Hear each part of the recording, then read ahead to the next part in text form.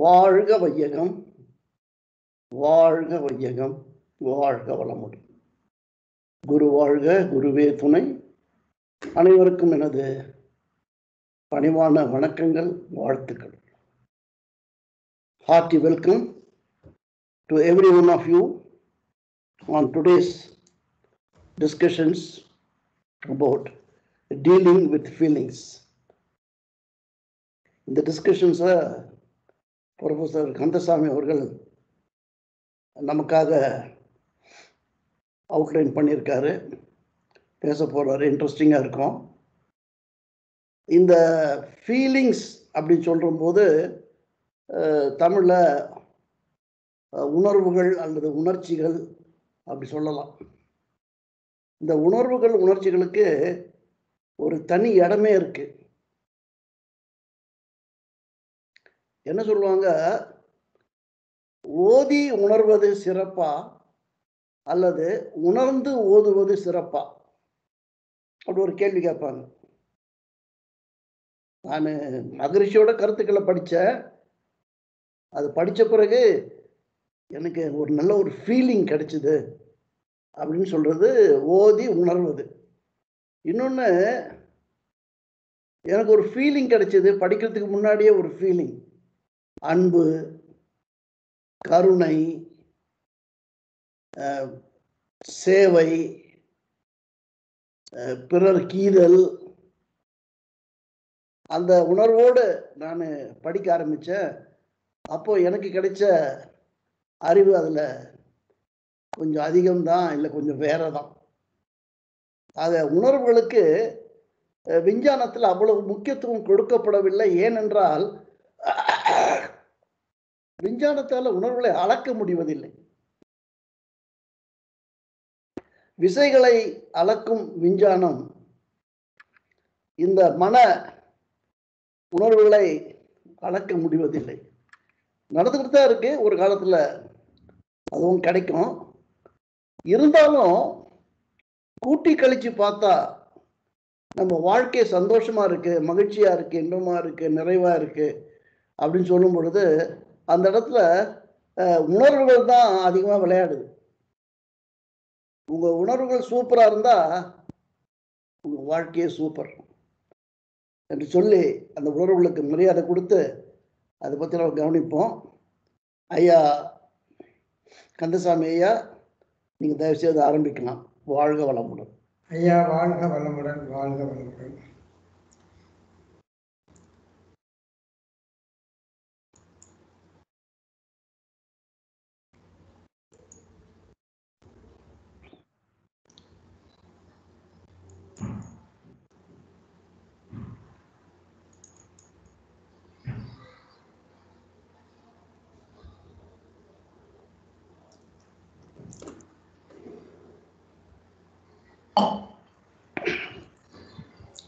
ஐயா இப்போ ஸ்க்ரீன் கிடைக்குதுங்களா? கிடைக்கும் மேம். ஐயா வாழ்க வளமுடன். எப்படி நான் என்ன பண்ணுறது தெரியலையா? இல்லை, உங்களுக்கு இப்போ கிடைக்குதா இல்லைங்களா? எனக்கு வந்துருச்சு. அவ்வளோதான் அவ்வளோதான். அந்த ஷோவில் போடணும். நான் ஒன்று போட்டேன். உங்களுக்கு கிடைச்சிச்சுன்னா ஏதாவது கிடைச்சிருக்கணும். எனக்கு உங்களுடைய கம்ப்யூட்டர் ஃப்ரேம் கிடைச்சிருக்கு. சரிங்க ஐயா.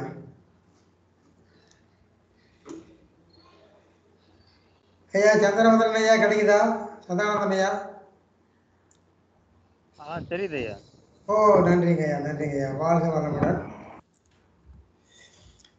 ஐயா இன்னைக்கு நம்ம பேச போகிற சப்ஜெக்ட் ஐயா உணர்வுகள்ங்கிறது ஐயா சொன்ன மாதிரி ஃபீலிங்ஸு. உணர்ச்சிகள் அப்படிங்கிறது எமோஷன்ஸு. ஸோ இந்த எமோஷன்ஸ் அண்டு ஃபீலிங்ஸு இந்த ரெண்டுக்குள்ளே என்ன ஒரு தொடர்பு இருக்குது அப்படிங்கிறத பார்த்துட்டு நம்ம மேலே போகலாம் ஐயா. அந்த எமோஷன்ஸ், உணர்ச்சிகள் அப்படிங்கிறது நம்ம மூளையுடைய சைடு பகுதி, அதாவது அமிக்டாலா, நியோ கார்டெக்ஸ், இந்த மாதிரி பகுதிகளில் நிகழக்கூடிய ஒரு லோயர் லெவல் ரிஃப்ளெக்ஸஸ். இது என்ன ஆகுதுன்னா, ஒரு வெளியிலிருந்து ஒரு தூண்டி அல்லது ஒரு ட்ரிகர் உள்ள நுழையும் பொழுது நம்ம உடம்புல ஒரு பயோகெமிக்கல் அண்டு பயோ எலக்ட்ரிக்கல் ரிப்பல்சஸை உருவாக்கி அதன் மூலமாக நான் உடல்நிலையிலேயே ஒரு மாற்றத்தை உண்டாக்குது. அப்படி பார்க்கும் பொழுது பயாலஜி பவர் பாயிண்ட் தெரியலையா? இல்ல, உங்க ஸ்கிரீன்ஷாட் வரல. கம்ப்யூட்டர் மட்டும் வருது. ஓ, அப்படிங்களா? நான் ஃபுல் ஸ்க்ரீனில் தான் போட்டிருக்கிறேன். இப்போ இல்லைங்களா? இங்கிட்டு ஷேர் ஆகிட்டு தான் இருக்குது. நீங்க பவர் பாயிண்ட் ஓபன் பண்ணுங்க. பவர் பாயிண்ட் ஓபன் பண்றேன். ஓபன் ஆகலையா? இல்ல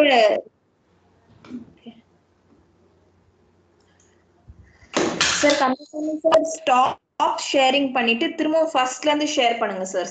ஓகே, ஸ்டாப் ஷேரிங் பண்ணிட்டு முதல்ல இருந்து பண்றதா? ஒரு நிமிஷம், அதுல மவுஸ் கீழே விழுந்துச்சு. Stop sharing.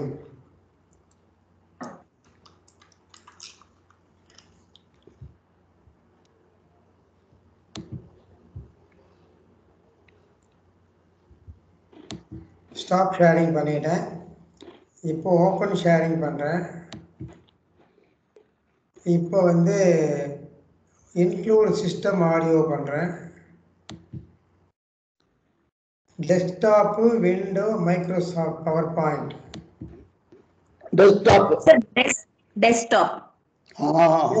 டெஸ்க்டாப்பா? ஓகே, சரிங்க, சரி. டெஸ்க்டாப். அது வந்து உங்களுக்கு ஸ்கிரீன் ஷோ வரும், ஸ்லைட் ஷோ. ஓ, சரிங்க. இப்போ ஓப்பன் பண்ணுறேன்.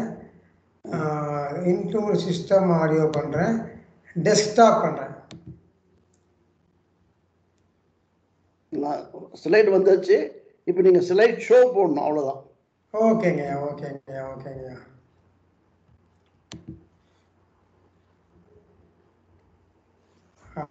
போட்டேங்கய்யா.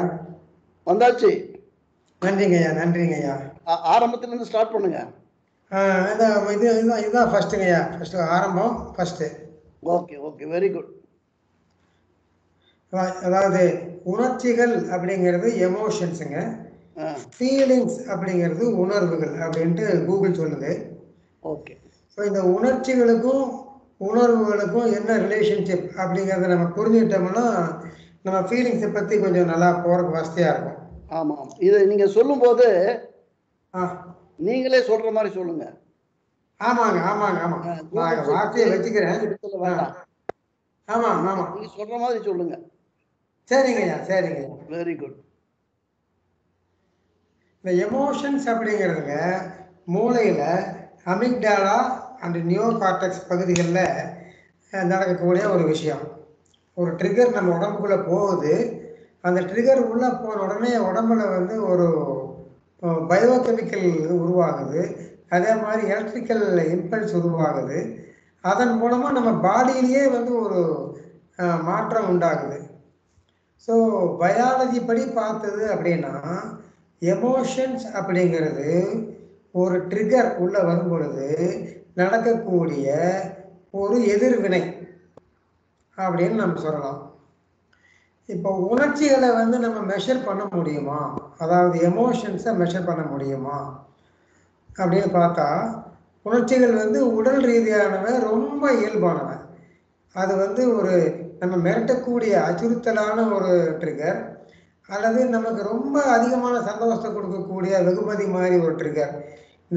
இந்த ரெண்டுக்கும் மத்தியில் இருக்கிற எல்லா விதமான ட்ரிகருக்கும் பாடியில் வந்து ஒரு ரிப்பல்ஸ் உண்டாகுது.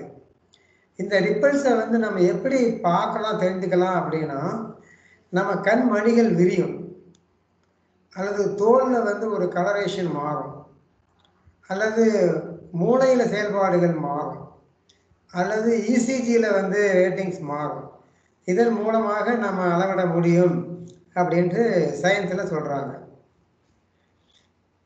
ஆனால் ஃபீலிங்ஸ் அப்படின்னா என்ன அப்படின்னா நம்ம முதல்ல சொன்ன மாதிரி அந்த அது ட்ரிகர்ஸ் உள்ள போகும் பொழுது ஒரு விதமான ஹார்மோன்ஸ் செக்ரீட் ஆகுது. அதற்கு விளைவாக வர்றது தான் உணர்ச்சிகள் அல்லது எமோஷன்ஸ்னு சொல்கிறாங்க. இந்த எமோஷன்ஸினுடைய அடுத்த தொடர் விளைவு தான் வந்து உணர்வுகள் அல்லது ஃபீலிங்ஸ் அப்படின்னு சொல்கிறாங்க. ஸோ இந்த எமோஷன்ஸ் வந்து அப்படியே எல்லாருக்கும் ஒரே மாதிரி வந்து ஃபீலிங்காக வர்றதில்லை.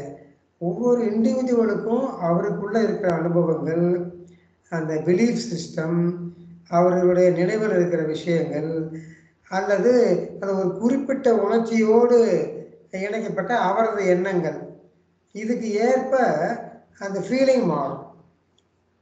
அப்போ உணர்வு அல்லது ஃபீலிங் அப்படிங்கிறது ஒரு குறிப்பிட்ட ஒரு ட்ரிகரை வந்து உங்கள் மூளை ஒரு எமோஷனாக எடுத்துக்கிட்டு அந்த எமோஷனுக்கு ஒரு அர்த்தத்தை கொடுக்குது.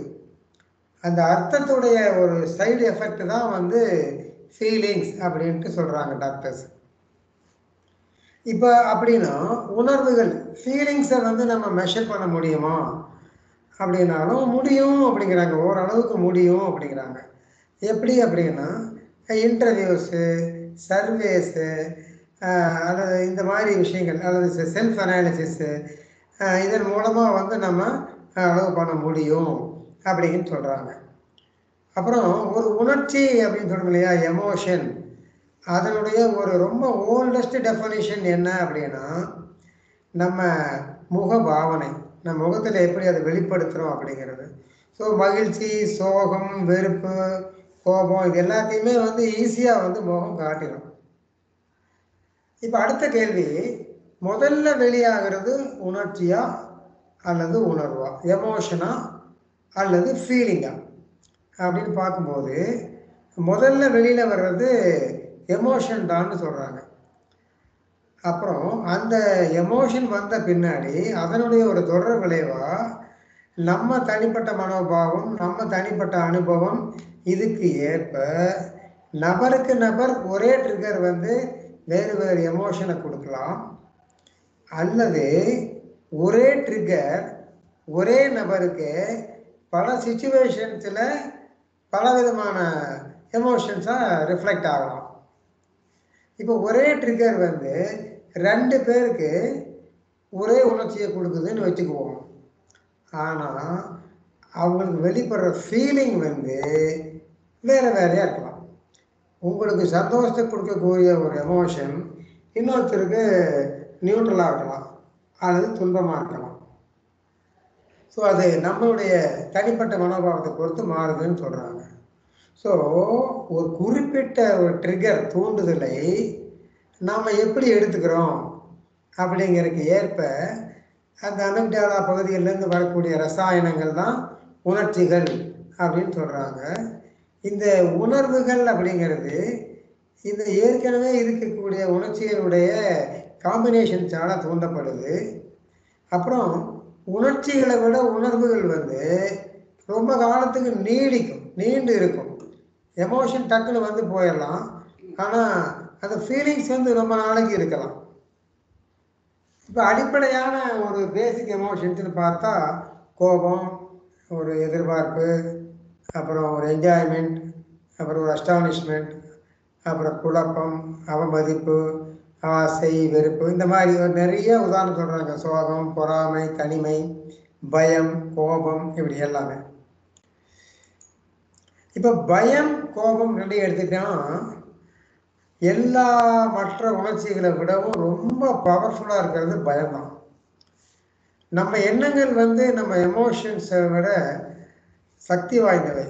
எமோஷன்ஸ் வந்து எண்ணங்களை விட சக்தி வாய்ந்தவை.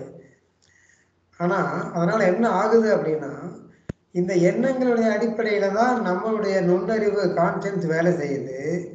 ஆனால் இந்த பயம் வந்து நம்ம ஒரு நுண் அறிவை கூட வந்து அது வந்து தோக்கடிச்சிடும். பல நேரங்களில் நம்ம ரீசனிங் வந்து அங்கே வேலையே செய்யாது, பயம்தான் ஜெயிக்கும். அடுத்தது ஈஸியாக ஒரு ரெக்கவரி ஆகக்கூடிய எல்லா உணர்ச்சிகள்லையும் பார்த்தீங்கன்னா கோபம் தான் ரொம்ப ஆபத்தானது. எப்படின்னா கோபம் வரும் பொழுது அவங்க நேராக சிந்திக்க முடியறது இல்லை. அப்போ என்ன நடக்குதுன்னா, அவங்க பின்னாடி உட்காந்துட்டு அடடா இப்படி பண்ணி போட்டோமேன்னு வருத்தப்படக்கூடிய காரியங்களை அவங்க இந்த கோபத்தில் ரொம்ப ஈஸியாக செஞ்சிருவாங்க. அந்த காரியங்கள்ல அவங்க ஈஸிலி தே ஃபால் டவுன். ஆனால் அதே நேரத்தில் மக்கள் வந்து மகிழ்ச்சி, ஆர்வம், மனநிறைவு, அன்பு, இந்த மாதிரி நேர்மறையான பாசிட்டிவ் எமோஷன்ஸை வந்து அவங்க என்ஜாய் பண்ணிக்கிட்டு இருக்கிற நேரங்களில் கவலை, சோகம், கோபம், விரக்தி, இந்த மாதிரி நெகட்டிவ் உணர்ச்சிகள் வந்து அங்கே வந்து ஆக்டிவாக இருக்கிறது இல்லை. அது வந்து சப்சைட் ஆகிடுது எங்கேயோ. அதே மாதிரி ஒரு 10 பொதுவான நேர்மறையான உணர்ச்சிகள்னு பார்த்தோம்னா அன்பு, அமைதி, மன்னிப்பு, பிரமிப்பு, மகிழ்ச்சி, ஆர்வம், நம்பிக்கை, பெருமை, கேளிக்கை, உத்வேகம், இதெல்லாம் பாசிட்டிவ் எமோஷன்ஸ். இப்போ இந்த உணர்வு அப்படிங்கிறது ஒரு எமோஷனுடைய எழுச்சி நிலைன்னு பார்த்தோம், அல்லது அதனுடைய ஒரு எதிர்வினைன்னு பார்த்தோம். இப்போ நம்ம என்ன நடக்குதுன்னா, எந்த அளவுக்கு நம்ம வந்து எமோஷன்ஸாலையும் ஃபீலிங்ஸாலையும் நம்ம அடிச்சுக்கிட்டு போகப்படுறோமோ அந்த அளவுக்கு நம்ம வந்து நம்ம ரீசனிங்கில் இருந்தும் பகுத்தறிவில் இருந்தும் விலகி போயிட்டே இருக்கிறோம். பல நேரங்களில் நம்ம புரிஞ்சுக்கிட்ட ஒரு எமோஷன், ஆனால் ஒரு ஆக்சுவலாக இருக்கிற எமோஷன், இந்த ரெண்டுக்கு மத்தியில் கேப் இருக்கும். அதாவது என்ன சொல்லுவாங்கன்னா, நாங்கள் இன்சூரன்ஸில் ஆக்சுவல் நீடு, பெர்சீவ்டு நீடு அப்படிங்குவோம். ஆக்சுவல் நீடு வேறு, நம்ம பெர்சீவ் பண்ணிக்கிற நீடு வேறு. அது மாதிரி நமக்கு உண்மையாக வந்துட்டு அந்த ட்ரிகர் மூலமாக வந்த ஒரு எமோஷன் வேறு, நாம் அதை புரிஞ்சுக்கிட்ட எமோஷன் வேறு. இப்போ உணர்வுகள், அதாவது ஃபீலிங்ஸ் வந்துங்க காலப்போக்கில் அது கொஞ்சம் கொஞ்சமாக அழிஞ்சு போயிடும். அது வந்து ஒரு வாலட்டைலாக இருக்கும், கொஞ்சம் கொஞ்சமாக அது அழிஞ்சிடலாம். ஆனால் எதிர்மறை உணர்வுகள் மாத்திரம் அப்படி அழிகிறதே கிடையாது. ஒரு ஆள் நமக்கு தப்பு பண்ணிட்டான் அப்படின்னா அது 40 வருஷம் கழித்து அந்த தப்பு, அந்த சூழ்நிலை எல்லாம் அப்படியே வந்து நமக்கு ரெக்கார்டிங்கில் திரும்பி வரும். ஏன்னா நாம் என்ன பண்ணுறோம், பாசிட்டிவ் எமோஷன்ஸ் எல்லாம் வந்து கண்டுக்காமல் விட்டுறோம். நெகட்டிவ் எமோஷன்ஸுக்கு மாத்திரம் தண்ணி ஊற்றி ஃபெர்டிலைசர் போட்டு அதை ஃபீடு பண்ணி நல்லா கொழுன்னு வளர்த்தி வைக்கிறோம்.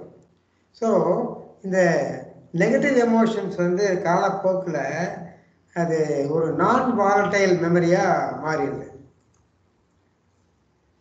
இப்போ நம்ம உணர்ச்சிகளை தூண்டக்கூடிய விஷயங்களை பார்ப்போம். அதுக்கு முன்னாடி இது வரைக்கும் ஏதாவது டவுட்ஸ் இருக்குங்களா ஐயா?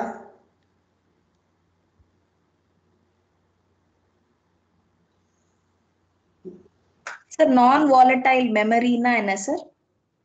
நான் வாலட்டைல் மெமரி அப்படின்னா கம்ப்யூட்டர் மெத்தடாலஜியில் இப்போ வாலட்டைல், நான் வாலட்டைல். வாலட்டைல் அப்படிங்கிறது கொஞ்சம் நேரத்தில் வந்து அந்த மெமரி போயிடும். ஃபார் எக்ஸாம்பிள், உங்கள் கால்குலேட்டரில் வந்து நீங்கள் கணக்கு போடுறீங்க, +2 போடுறீங்க இல்லையா? கரெக்ட். அது கொஞ்ச நேரத்தில் வந்து அந்த மெமரி எல்லாம் போயிடும் ஒரு ஸ்டேஜுக்கு மேலே. கரெக்ட்.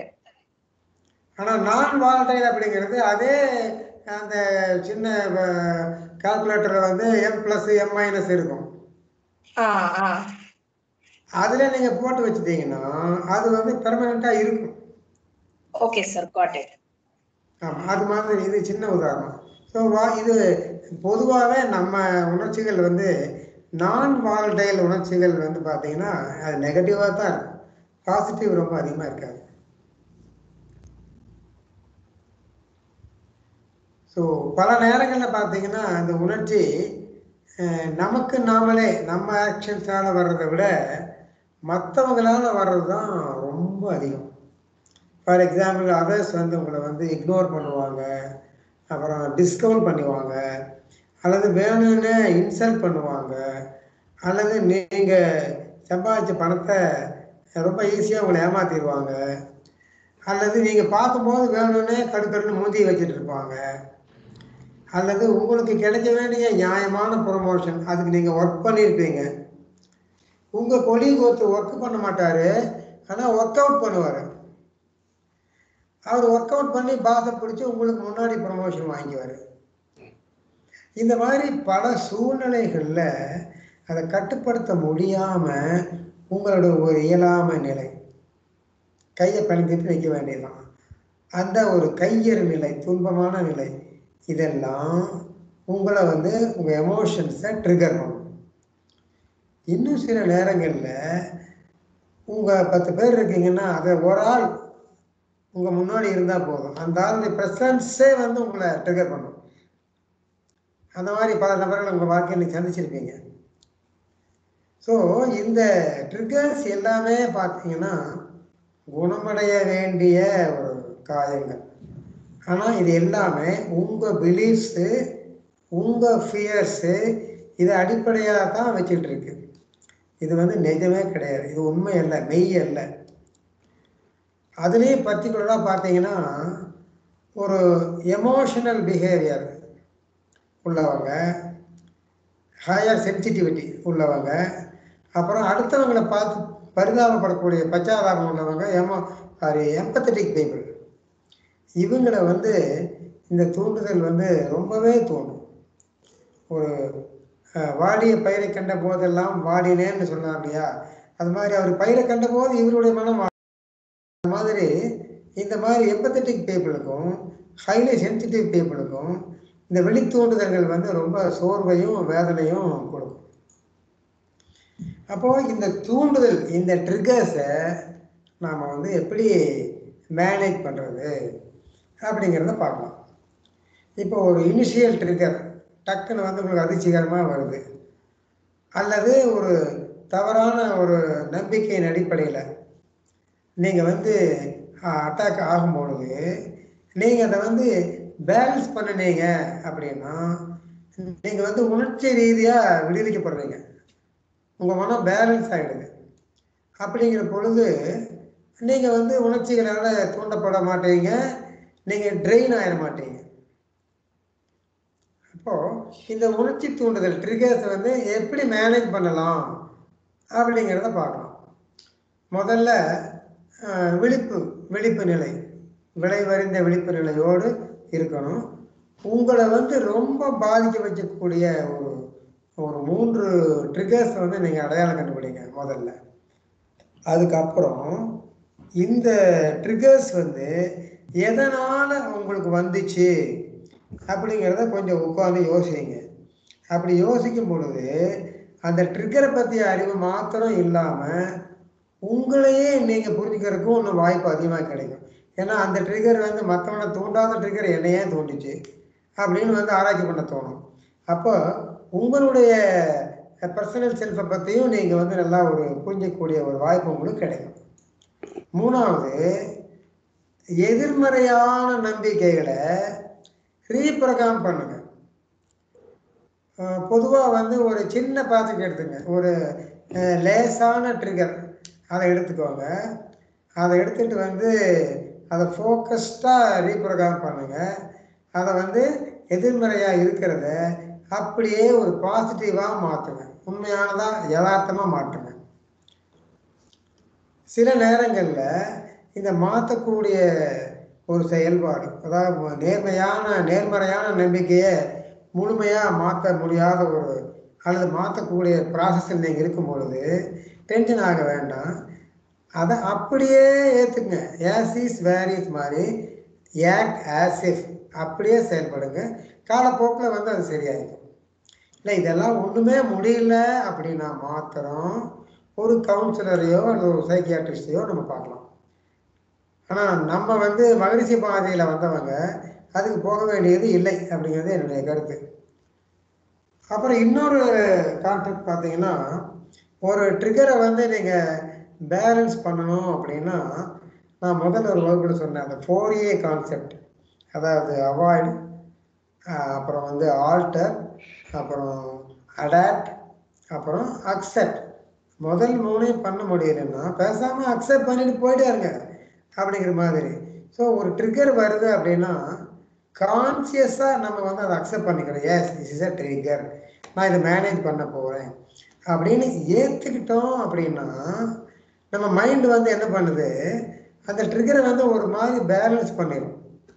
அப்படி பேலன்ஸ் ஆயிடுச்சு அப்படின்னா அந்த ட்ரிகர் வந்து நம்ம எமோஷன்ஸை வந்து ஆக்டிவேட் பண்ணுறதுக்கு முன்னாடி அந்த கெமிக்கல்ஸ் வந்து அமிக்டலாவிலேருந்து வெளியாகிறதுக்கு முன்னாடியே அது வந்து நல்லிஃபை ஆகிடும். அப்படின்னா ஒரு உணர்ச்சி தூண்டுதல் அல்லது எமோஷனல் ட்ரிகரை நம்ம ஏற்றுக்க முடியுமா, அக்செப்ட் பண்ணிக்க முடியுமா? இப்போ தானே சொன்னீங்க அக்செப்ட் பண்ணிக்கங்கன்னு சொல்லிட்டு, அக்செப்ட் பண்ணிக்க முடியுமா அப்படின்னு பார்த்தா நம்ம ஆன்மீக ரீதியாக பார்க்கும் பொழுது எமோஷன்ஸும் சரி, அதனுடைய பின் விளைவுகளான உணர்வுகளும் சரி, அது வந்து மனசுடைய காஸ் அண்ட் எஃபெக்ட் செயல்பாடுகள். இது ஒவ்வொரு காசுக்கும் ஒரு எஃபெக்ட் இருக்குது, ரிசல்ட் இருக்குது. அப்படிங்கிற பொழுது ஒரு ட்ரிகருங்கிறது காசாக இருந்தால் அதுக்கு வந்து உணர்ச்சி அப்படிங்கிறது வந்து ஒரு எஃபெக்டாக இருக்குது. இந்த எஃபெக்டாக வந்த உணர்ச்சி காசாக மாறி தொடர் விளைவாக உணர்வுக்கு கொண்டுட்டு போகும். அந்த உணர்வுங்கிறது எம்பெட் ஆகிருக்குது. அப்படிங்கிற போது இவ்வளவு விஷயங்களை ஒரு இண்டிவிஜுவல் வந்து மேனேஜ் பண்ண முடியுமா, அதை ஏற்றுக்கொள்ள முடியுமா அப்படிங்கிற கேள்வி நமக்குள்ள கண்டிப்பாக வரும். ஆனால் நம்ம வந்து மெடிடேஷன் அப்புறம் தற்சோதனை இதன் மூலமாக நம்ம மனசை வந்து ஒரு பேலன்ஸ் பண்ணலாம். அப்படி பேலன்ஸ் பண்ணும் பொழுது அப்போ அந்த நபருக்கு தன்னுடைய செல்ஃப், தன்னை தவிர வேற யாருமே அவருக்கு ஒரு ட்ரிகராக மாற முடியாது, அவருக்கு ஒரு மகிழ்ச்சியையும் கொடுக்க முடியாது, துன்பத்தையும் கொடுக்க முடியாது. ஏன்னா ஒரு பேலன்ஸ் மைண்டாக இருக்கும் பொழுது வலி மகிழ்ச்சி எல்லாத்தையுமே நம்ம பேலன்ஸ்டாக எடுத்துக்குவோம். அப்போ அந்த நிலைமையில வந்து நம்ம எந்த ட்ரிகரையும் வந்து அனலைஸ் பண்ணி அதுக்கு நம்ம வந்து ஒரு சிகிச்சையை நம்ம தர முடியும். அந்த மாதிரி மக்களுக்கு பொதுவாக பார்த்தீங்கன்னா உணர்வுகள் வந்து ரொம்ப சீராக இருக்கும். அப்புறம் இந்த உணர்வுகள் என்ன பண்ணுதுன்னா ஒவ்வொரு உணர்வும் இன்னொரு உணர்வால பேலன்ஸ் ஆகிடும். அப்படி பேலன்ஸ் ஆகும் பொழுது ஒரு தனிப்பட்ட ஒரு உணர்வோ ஒரு தனிப்பட்ட ஒரு உணர்ச்சியோ அதனுடைய பீக்கு வரைக்கும் போக முடியாது. பீக்குக்கு போறதுக்கு முன்னாடியே இன்னொரு நியாயமான நேர்மறை உணர்வு வந்து அதை பேலன்ஸ் பண்ணிடும். அப்போ எந்த உணர்ச்சியுமே வந்து ஆக்டிவிட்டிக்கு வர்றதுக்கு முன்னாடியே அது நல்லிஃபை ஆகிடும். இயற்கைக்கு உணர்வுகள் இருக்குதுங்களா? நேச்சருக்கு உணர்வுகள் கிடையாது. நேச்சரில் லா தான் இருக்குது. அங்கே வந்து காஸ் அண்ட் எஃபெக்ட் மாத்திரமே தான் இருக்குது. அப்படின்னா நேச்சருடைய ஒரு பகுதியான மனுஷன் அதே மாதிரி ஏன் இருக்க முடியாது அப்படிங்கிறது என்னுடைய கேள்வி. அப்போ மறுபடியும் எல்லோராலையும் முடியுமா அப்படின்னா ஓடும் செம்பொண்ணும் ஒப்பவே நோக்குவார்னு மகரிஷி சொல்லுவார். அது நம்மளால முடியுங்களா? ஆனால் முடியணும். எப்படி முடியும் அப்படின்னா நம்ம வந்துங்க அந்த எதிர்மறை விளைவுகளுக்கு நம்ம என்ன பண்ணுறோம், அது நான் வால்டைலாக இருக்கிறதுக்காக அதுக்கு தண்ணி ஊற்றி அதுக்கு உரம் போட்டு அதை நம்ம வளர்த்துக்கிட்டே இருக்கிறோம். அது கொஞ்சம் குறைஞ்சா கூட அதுக்கு வந்து எனர்ஜி கொடுத்து இல்லை இன்னும் கொஞ்சம் அந்த எமோஷன்லாம் அதிகமாகுன்னு அதை ஏற்றி விட்டுக்கிட்டே இருப்போம். அப்படின்னா அப்படி அந்த நெகட்டிவ் எமோஷன்ஸுக்கு தண்ணி ஊற்றி அதுக்கு உரம் போட்டு வளர்த்துறத நிறுத்தினாலே போதும். அதுக்கு ஊற்ற வேண்டிய தண்ணியும் அதுக்கு கொடுக்க வேண்டிய உரத்தையும் நம்ம மிச்சம் பண்ணி நம்ம பாசிட்டிவ் எமோஷன்ஸுக்கு கொடுக்கலாம். அப்படி கொடுக்கும் பொழுது இது நல்லிஃபை ஆகிடும், நேச்சுரல். அவ்வளோதாங்க. நன்றி. கேள்வி இல்லைன்னா கேட்கலாங்க. Very good. வாழ்க வளமுடன். கேளுங்க, உங்க கருத்து சொல்லுங்க. வாழ்க வளமுடன். சரி, எனக்கு வந்து அந்த 3 வேர்ட் சொன்னீங்க. அந்த 3 வேர்ட்ல வந்து ஒன்னு வந்து ஒன்னு அக்செப்ட் பண்ணணும், இல்லாட்டி ஆல்டர்னேட் ஃபைண்ட் பண்ணணும். தேர்ட் வேர்ட் வந்து என்ன சார்? இல்ல நான் சொல்றேன். அது வந்து அந்த மேயோ கிளினிக் இருக்கு இல்லையா அமெரிக்காவில், மேயோ கிளினிக் அதனுடைய ஸ்ட்ரெஸ் மேனேஜ்மெண்ட் கான்செப்ட்ல சொல்லக்கூடிய 4A ஃபார்முலா. 4A ஃபார்முலா என்ன அப்படின்னா ஒரு ஸ்ட்ரெஸ் தரக்கூடிய சுச்சுவேஷனோ அல்லது ஸ்ட்ரெஸ் தரக்கூடிய மனிதர்களோ உங்க முன்னாடி இருக்காங்க அப்படின்னா apply the first A, avoid. Okay. ஒருவேளை அவர் அவாய்ட் பண்ண முடியாத உங்க பாஸா இருக்கலாம், அல்லது அவாய்ட் பண்ண முடியாத உங்க மாமியாரா கூட இருக்கலாம். ஓகே. அப்போ வந்து நீங்க அவங்கள அவாய்ட் பண்ண முடியாது, நீங்க வந்து என்ன பண்ணலாம், அவங்கள ஆல்டர் பண்ண முயற்சி பண்ணலாம். ஓகே. ஆனா அதுவும் கஷ்டம் இல்லைங்களா? மாமியார் ஆல்டர் பண்ண முடியுமா? இம்பாசிபிள். இம்பாசிபிள். அப்ப அடுத்தது மாமியாருக்கு நீங்க அடாப்ட் ஆகிக்கலாம். கரெக்ட். இப்ப இங்க ஒரு ஈகோ கிளாஷ் வரும். அவங்க மாறாத போது நான் ஏன் மாறணும்? அப்போ லாஸ்ட் ஏ, அக்செப்ட். அவங்க அப்படித்தான் இருப்பாங்க, நான் இப்படித்தான் இருப்பேன். எனக்காக அவங்க மாற வேண்டாம், அவங்களுக்காக நான் மாற வேண்டாம். ஒருத்தர் பாதிக்காம நம்ம வந்து ஒரு பேலன்ஸ்டா ஒரு ஃபயர் வால் போட்டுக்கிட்டு இருக்கலாம், அவ்வளோ. அது மாதிரி தான் அந்த ட்ரிகர்ஸையும் நான் சொல்றேன். இந்த ட்ரிகர்ஸையும் அதே மாதிரி, ஆமாம் இது எனக்கு உணர்ச்சியை தூண்டுகின்ற ஒரு விஷயம் அப்படின்னு அதை ஏத்துக்கிட்டு அந்த மனநிலையோட அதை ட்ரீட் பண்ணணும். இதை நான் தவிர்க்க முடியாது, உள்ள வாங்கிட்டேன், வாங்கின பின்னாடி நான் வந்து ட்ரீட் பண்றேன் அப்படின்னு நினைக்கிறேன். அப்போ வந்து அது கொஞ்சம் பேலன்ஸ் ஆகிடும். ஏன்னா நீங்க வந்து எமோஷனலி வந்து அதை வந்து நீங்க டக்குன்னு வந்து அதுக்கு அடிமை ஆகலை. நீங்க வந்து கான்சியஸா இருக்கீங்க, எஸ் யூ ஆர் தேர் அப்படின்ட்டு.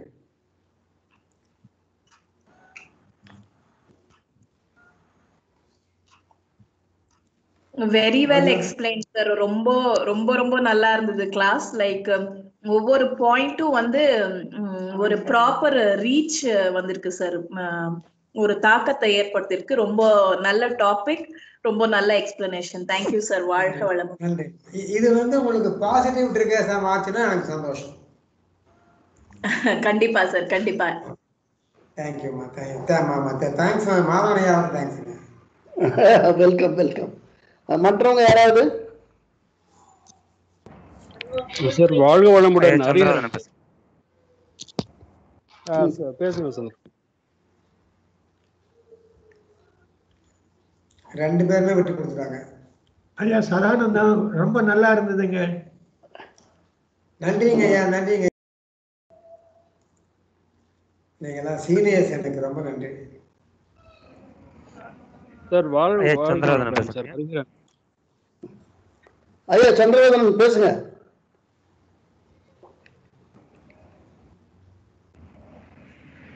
பேசுங்க சந்திரவதனன். சந்திரவதனன். ஹரிகரன் வந்துட்டாரு, ஹரிகரன் வருவார். கேக்குதா? கேக்குது. சந்திரவதனன் பேசுறேன் ஐயா.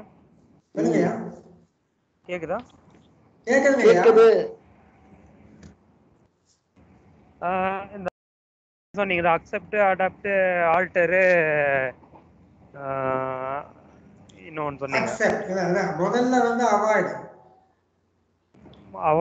அக்செப்ட், அவாய்டுக்கு அப்புறம் ஆல்டர், அப்புறம் இப்போ நம்ம ஆபீஸ்ல ஒர்க் பண்றப்போ இந்த 4 விஷயங்கள் நம்ம யோசிச்சு பேசி பண்றது கூட நம்மள ஓவர்டேக் பண்ணிட்டு போயிட்டே இருக்காங்களே, அது என்ன பண்றது? அதான் நான் முதல்ல சொன்னேன், முதல்லயே அது இருக்குதுங்கிறத வந்து அக்செப்ட் பண்ணிக்கிட்டு நம்ம அதற்கேற்ப எதிர்வினைகளை வந்து நம்ம ஃபயர்வால் போட்டுக்கணும். வியாபாரியா இருக்கக்கூடாது. ஏன்னா இது என் வாழ்க்கையில் நிறைய நடந்திருக்குது. ஏன்னா பல பேர் நான் ஒர்க் பண்ணுவோம், ஒர்க் அவுட் பண்ணுவோம். ஒர்க் அவுட் பண்றவன் எனக்கு முன்ன ப்ரொமோஷன் வாங்கிட்டு வந்து, sir I am sorry sir, உங்க முன்னாடியே நிக்கிறதுக்கு எனக்கு வெக்கமா இருக்கு சார் அப்படிமா. பரவாயில்ல ராமகிருஷ்ணன், அது உங்க பாணி, இது என் பாணி, நீங்க பாட்டுக்கு உங்க பாணியில போக, நான் என் பாணியில போறேன் அப்படின்னு. சப்போஸ் இப்ப நெகட்டிவ் ரியாக்ஷன் கண்டினியூஸா இருக்கிறப்போ எப்படி நம்ம மேனேஜ் பண்றது? நெகட்டிவ் ரியாக்ஷன் கம்ப்ளீட் அப்படி இருக்கும் பொழுது அதை வந்து நீங்க தான் ரொம்ப வந்து வச்சுக்கிட்டே இருக்கீங்கன்னு தெரியுது. அப்போ அதுக்கு நீங்க அந்த நினைவுகளை திரும்ப திரும்ப நினைச்சு தண்ணி ஊற்றி செடி வளர்த்துறதுக்கு பதிலா பாசிட்டிவ் எமோஷன்ஸை கொண்டாட வச்சு ட்ரை பண்ணி பாருங்க, அதை அமைக்கி பாருங்க. சரிங்க, நன்றி. ஆமா, இல்லை இதுவும் என்னுடைய அனுபவம் தான். 44 ஆண்டுகள் எல்ஐசியில் ஒரு சென்ட்ரல் கவர்மெண்ட் ஆர்கனைசேஷன் ஒர்க் பண்ணும்போது உங்களுக்கு தெரியும். ஆ, ம். அது இதெல்லாம் சகஜமாக நடக்கும். சரிங்க, நன்றி. வாழ்க வாழ்க. ஹரிஹரன் ஐயா. Yes sir. சார், இந்த பேலன்சிங் பண்றோம் அப்படின்ற இதுல are we becoming less expressive sir? அதாவது நம்ம சிலதெல்லாம் ஷேர் பண்ணாம அப்படியே இது பண்றோமா? Where to draw the lines? Exactly. நான் இந்த வார்த்தையை நான் ஸ்லைடில் போட்டிருந்தேன். அதாவது உணர்ச்சிகளையே வெளிப்படுத்தாம நம்ம இருந்தா நம்மளை ஒரு காட்ஸ் மாதிரி பார்ப்பாங்களா, குணம் மாதிரி பார்ப்பாங்களா அப்படிங்கிற கேள்வியை போட்டிருந்தேன்.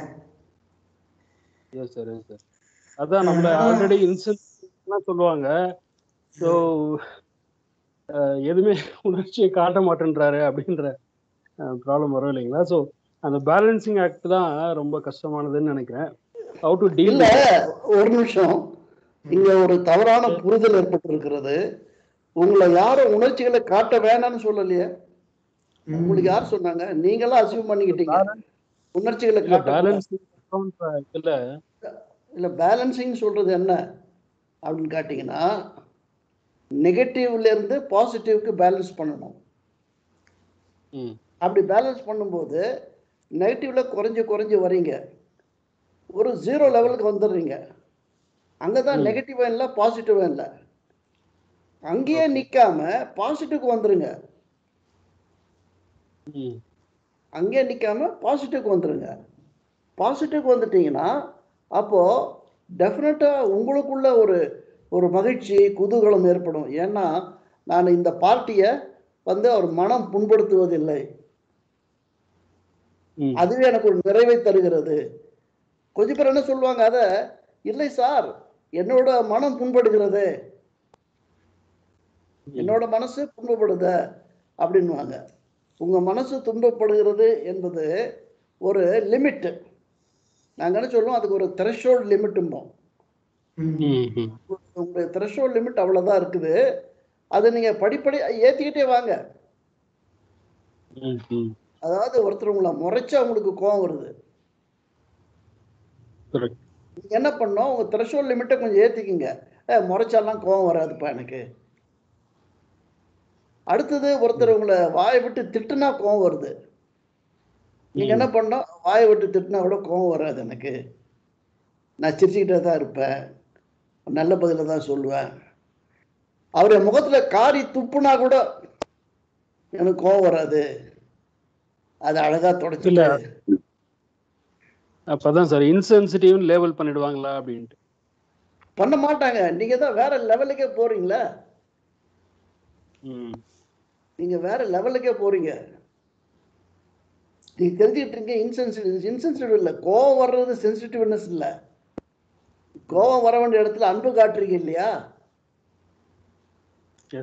கோவம் வர வேண்டிய இடத்துல அன்பு காட்டுறீங்க இல்லையா. So you are expressing your emotions. ஒரு சின்ன விஷயம் சொல்லலாம்னு நினைக்கிறேன். மதர் தெரசா உங்களுக்கு தெரியும். ஆரம்ப காலகட்டத்தில் அவங்க அந்த குழந்தைகளை வச்சு நடத்துறதுக்கு இடம் இல்லை.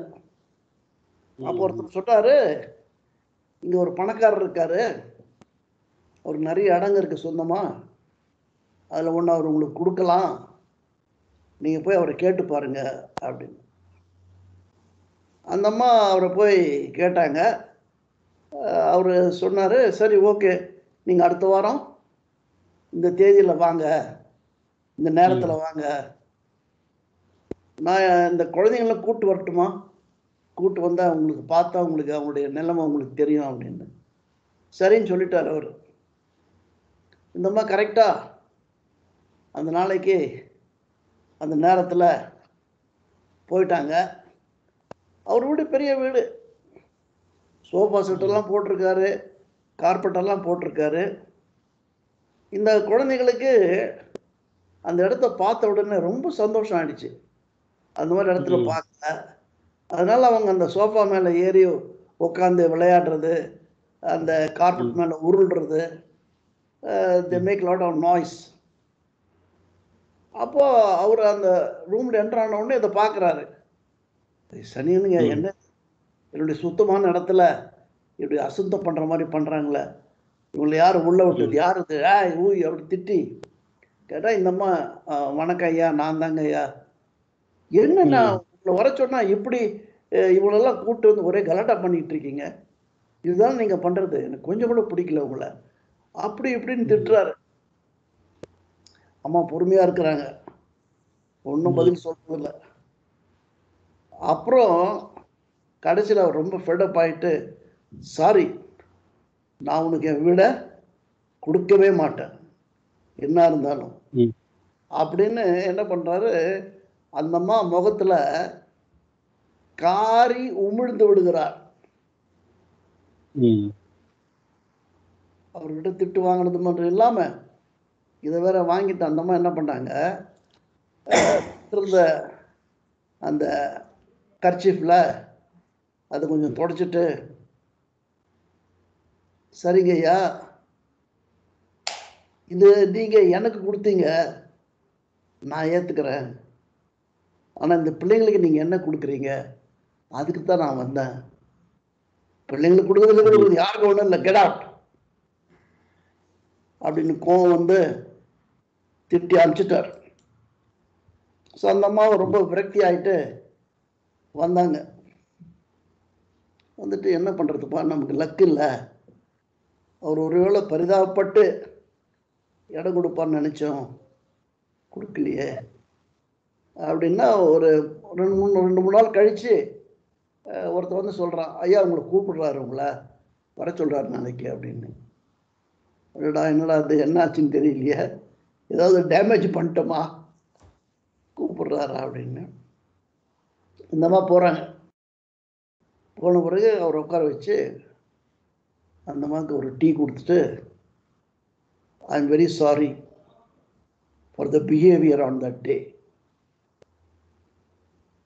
ரொம்ப மன்னிச்சிருங்க, என்னுடைய பிஹேவியர் ஒரு சாதாரண மனுஷன் மாதிரி கூட இல்லை, நான் அப்படியெல்லாம் பண்ணியிருக்கக்கூடாது, நீங்கள் போன பிறகு நான் யோசித்து பார்த்தேன், நான் மனுஷனாகவே இல்லை, எனக்கே என் மேலே ஒரு பெரிய கோபம் வந்துருச்சு, அதுக்கு தான் பிராயச்சித்தமாக இந்த ரோட்டில் என்னோடய பங்களா இருக்குது, நம்பர் சோன்சோ, அதை நான் உங்களுக்கு நான் ஃப்ரீயாக தரேன், நீங்கள் வச்சு உங்கள் குழந்தைங்களை பார்த்துக்குங்க அப்படின்னு சொன்னது. அந்த அம்மா ரொம்ப தேங்க்ஸ் சொல்லிட்டு வந்தாங்க. ஸோ இது நடந்த உண்மையான நிகழ்ச்சி, இது ஒரு கதை அல்ல. ஸோ இதுல யாரை மாத்தினாங்க, ஒருத்தர் நம்ம முகத்துல காரி உமிழ்ந்து கூட அந்த அம்மா அதை பொருட்படுத்தாத, அந்த பிள்ளைகளுக்கு ஏதாவது செய்ய முடியுமா இந்த கருத்துல இருந்தாங்க இல்லையா, அப்ப அவங்கள போய் யாராவது என்ன நீ ஒரு ஜென்மமா எருவ மாடு மாதிரி இருக்குன்னு சொல்லுவாங்களா?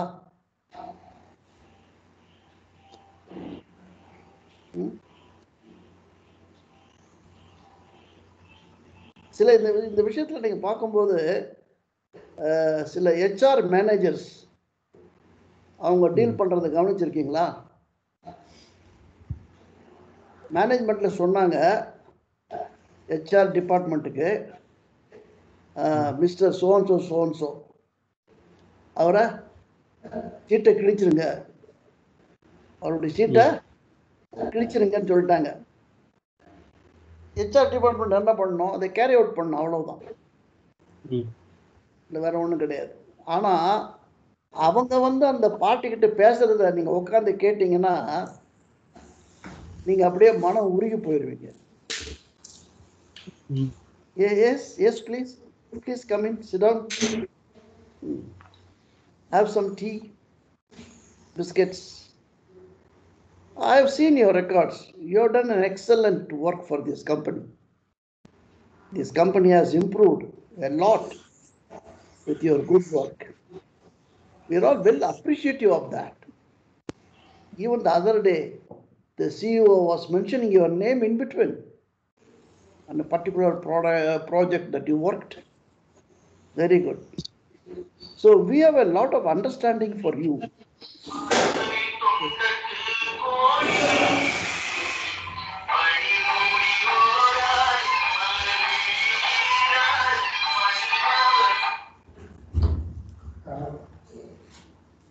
ஏப்பா யாருக்காவது நான் பேசுறது பிடிக்கலன்னா சொல்லிடுங்க, நிறுத்திடுறேன். அதுக்காக பாட்டு போட்டு கல்லடா பண்ணலாமா? கால் வந்திருக்கு போல. Okay, thank you. ஸோ அந்த அந்த ஹெச்ஆர் இருக்கார, அவர் அவன்கிட்ட என்ன பேசுறாருன்னா, அவருக்கு அந்த கம்பெனி ஒரு தூசு, இந்த பையதான் எல்லாம்.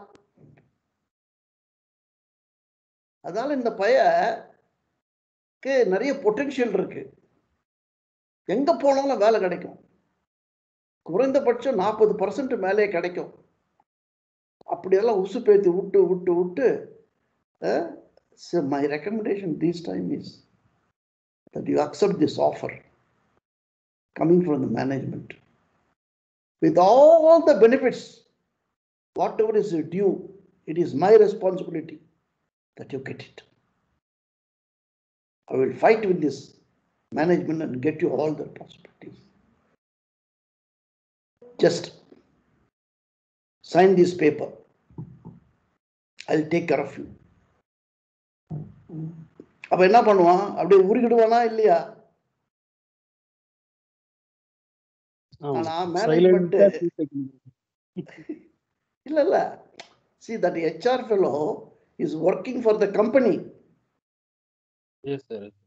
But what he does emotionally is making that fellow feel like that he is working for that fellow. Exactly. And that fellow has no choice but to simply sign and go away. Otherwise, you will go into a lot of other miseries. Any employees cannot pick up a quarrel with HR. Then their emoluments, their money due to them will all be curtailed or delayed. அதனால நீங்களும் உங்க வீட்டில் ஒரு ஹெச்ஆரா இருங்க, உங்க ஆஃபீஸில் ஒரு ஹெச்ஆரா இருங்க. So you B a person who deal with the mental conditions of the people. Of course, your mental condition stronger than the patient, right? Don't compare yourself with the patients. Patients are patients. You are a doctor. Be above that. So therefore, even negative things which are hurled at you, you may feel about it, but take it as positive. Yes, okay, it's all right. I have a job to do. Let me do that job to the best of my ability. அப்படியா நம்ம இருக்கக்கூடாது. நம்ம கீழே இருக்கிறவன் நம்மளை மரியாதை குறைவா பேசிட்டான்னா உடனே தூக்கிட வேண்டியதானா?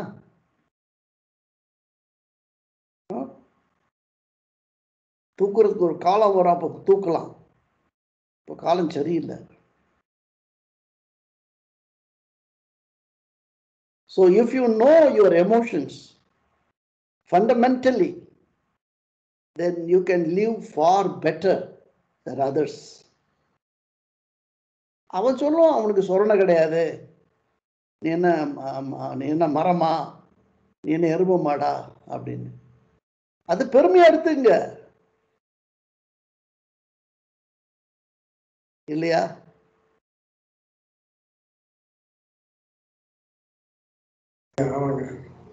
Correct.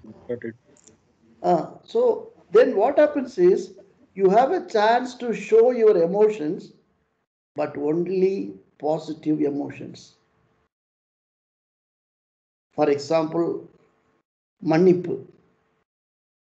For example, வாழ்த்துதல். ஃபார் எக்ஸாம்பிள் ஒரு நல்ல broad smile, right? why not we change? அதைத்தான் சொல்ல வராங்களே தவிர emotional management is not about becoming a stone. It is more about becoming a human, if not God. Very good. So அதை பாருங்க. So any other questions, comments?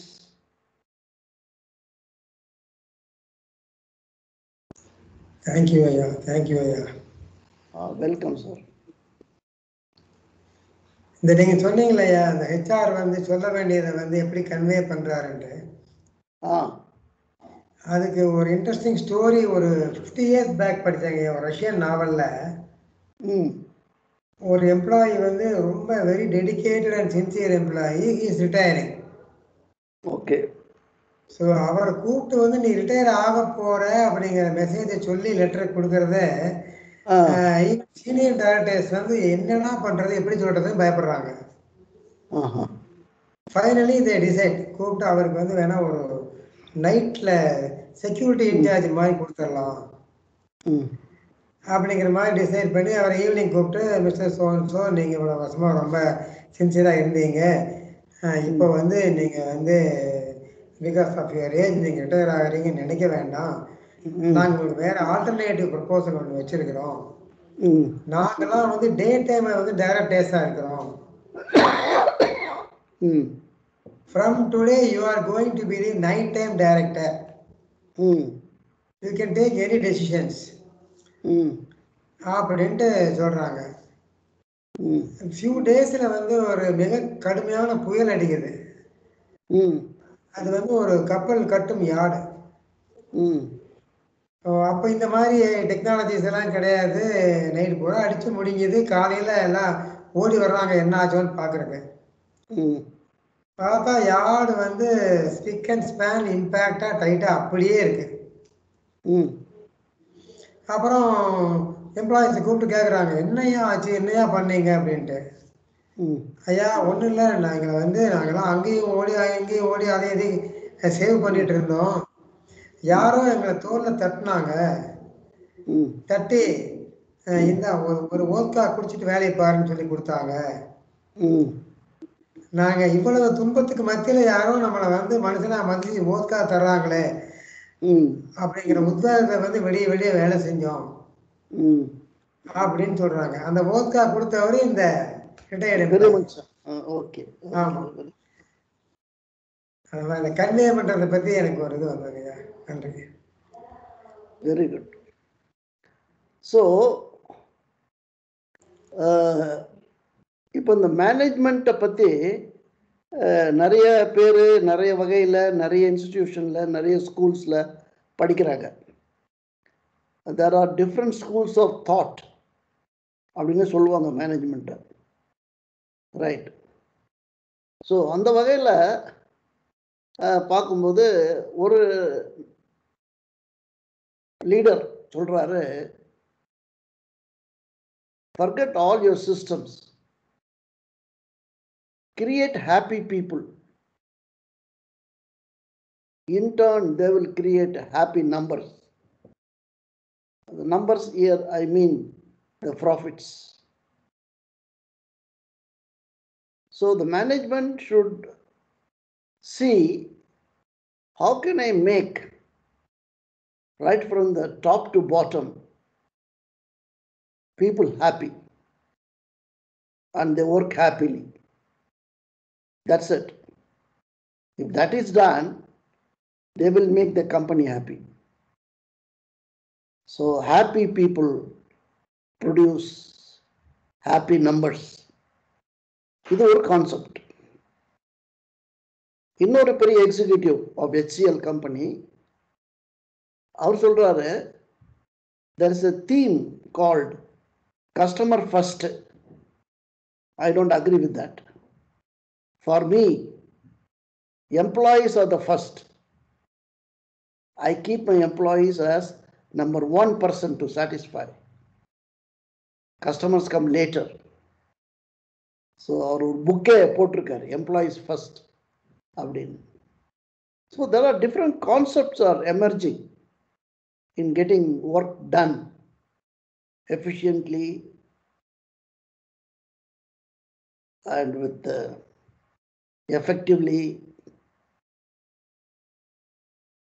and to take care of the company in the long run. I am talking about company. It is nothing but I am talking about the society. The society is also a company. Your family is a company. What approach you have?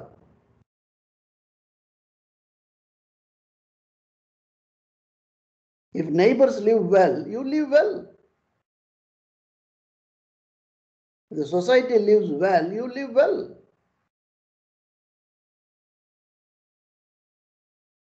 And you cannot isolate yourself as a separate identity from the society in which you live. இல்லைங்களா? நம்ம ஸ்கூல்ல science எல்லாம் சொல்லி தராங்க, எல்லாம் படிக்கிறோம்.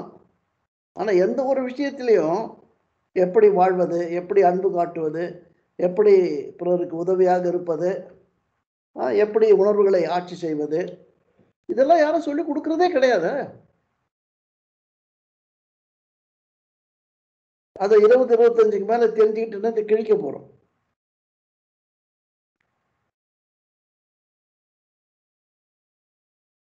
அப்ப நம்மளால மாறுறதுக்கே தோன்றது இல்லை. பிள்ளையாரு செய்யும் போது களிமண்ணா இருந்தா பிள்ளையார் பிடிக்கலாம். அந்த களிமண் கட்டியா போச்சுன்னா நீ என்னதான் பிள்ளையார் பிடிப்ப? பிடிக்க முடியாது. அதுபோல நம்முடைய வயசு கூட கூட இந்த களிமண் கட்டியா போகுது. களிமண் கட்டியா போச்சுன்னா என்ன மாற்றத்தை கொண்டு வர முடியும்? களிமண்ணா இருக்கும் போதே மாற்றங்களை செய்யுங்க.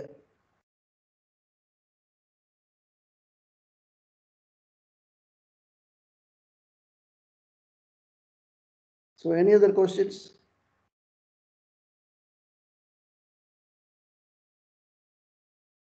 நாளைக்கு சனிக்கிழமை 21ஆம் தேதி. லாஸ்ட் டைம் நான் பேசிட்டு இருக்கும் பொழுது என்ன சொன்னோம், மாசத்துக்கு ஒரு வாட்டி நம்ம குரூப் டிஸ்கஷன்ஸ் வச்சுக்கணும். ஒருத்தர் பேச சொன்னோம் இல்லையா? நாளைக்கு குரூப் டிஸ்கஷன் வச்சுக்கலாமா? தீம் எல்லாம் கொடுக்குறேன் நானு. ஆனா நீங்க ஐயோ நான் தயாரா இல்லை அப்படின்னா சொல்லுவீங்களான்னு கேட்குறேன். எக்ஸ்டெம்போரா அடிக்க வேண்டியதாங்க. இல்ல இதெல்லாம் உங்களுக்கு ஏற்கனவே தெரிஞ்சது தான். உங்களுக்கு தெரிஞ்சது தான் பேச போறீங்க, இல்ல தெரியாதது தான் கேட்க போறீங்க. ப்ரிப்பேர் பண்ண வேண்டியது ஒண்ணும் கிடையாது. தெரிஞ்சது தான் பேச போறீங்க, தெரியாதது தான் கேட்க போறீங்க. புரியுதா? புரியுதுங்க, புரியுது. மகரிஷியினுடைய பயிற்சிகள்,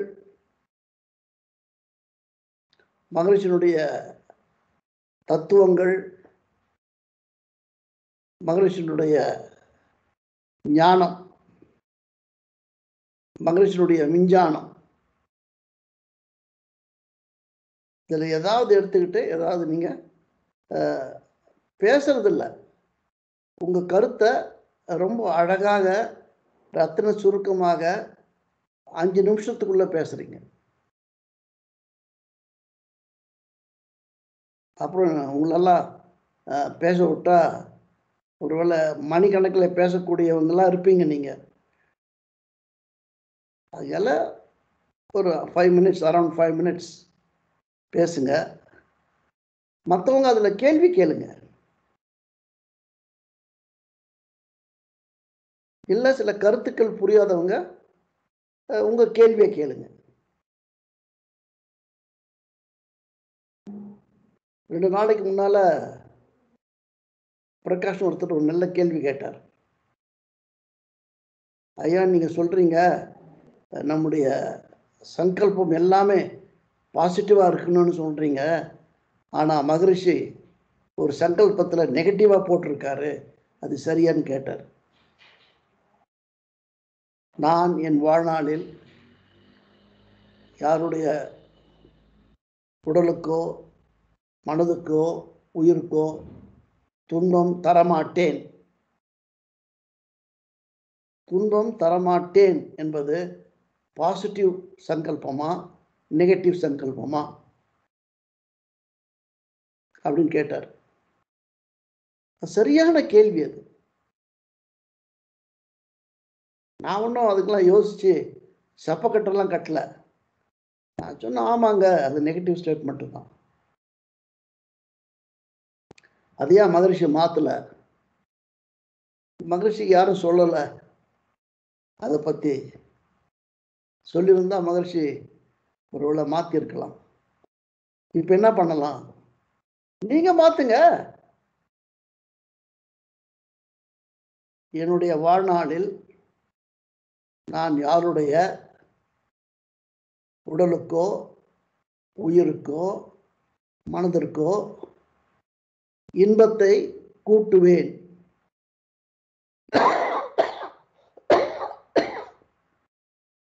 துன்பம் தரமாட்டேன்னு இல்லை, இன்பத்தை கூட்டுவேன்.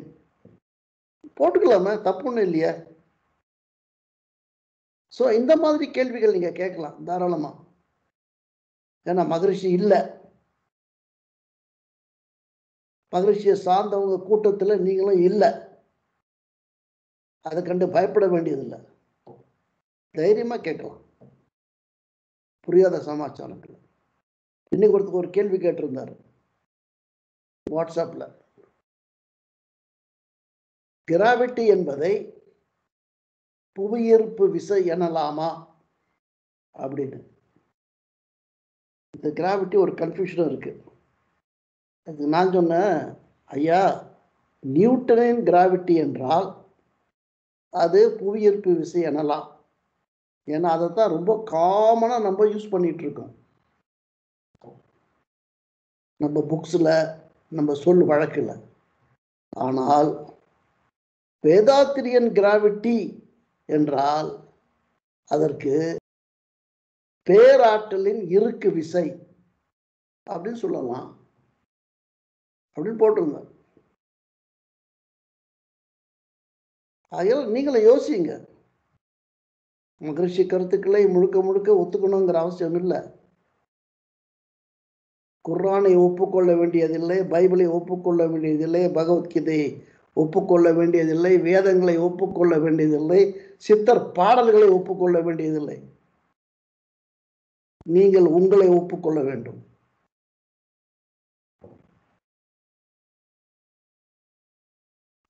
அப்ப என்ன சொல்றீங்க? நாளைக்கு அந்த டிஸ்கஷன் ஃபோரம் வச்சுக்கலாமா? நாளைக்கு 6:30க்கு வச்சுக்கலாம் ஐயா. வச்சுக்கலாங்க வச்சுக்கலாங்க. Yes sir, yes sir, we can go ahead. Very good, very good.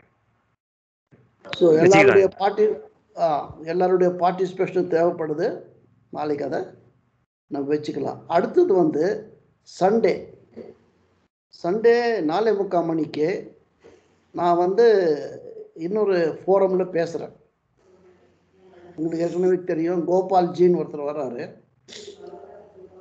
அவருடைய ஃபோரத்தில் மாணவ மாணவிகளுக்காக பேச போகிறோம். தலைப்பு வெற்றி உங்களை அழைக்கிறது, அதற்கு நீங்கள் தயாரா? அது தயவு செய்து ஞாயிற்றுக்கிழமை அந்த கூட்டத்தில் கலந்துக்குங்க. அதனுடைய லிங்க்கு அல்லது பாஸ்வேர்டு ஐடி உங்களுக்கு நாளைக்கு நான் போஸ்ட் பண்ணுறேன். அப்போது ஞாயிற்றுக்கிழமை அந்த மீட்டிங். அப்புறம் திங்கட்கிழமை நம்முடைய யூஷுவல், அநேகமாக திங்கட்கிழமை we will have one more skill, that is called decision making skills. திங்கக்கிழமை டிசிஷன் மேக்கிங், ஞாயிற்றுக்கிழமை வெற்றி உங்களை அழைக்கிறது, சனிக்கிழமை கருத்து பரிமாற்றங்கள், குரூப் டிஸ்கஷன்ஸ். ரைட், யார் வேணா கலந்துக்கலாம், நீங்களே இல்லை, உங்க ஃப்ரெண்ட்ஸுங்க, குண்டக்க மண்டக்க கேள்வி கேட்கறவங்க,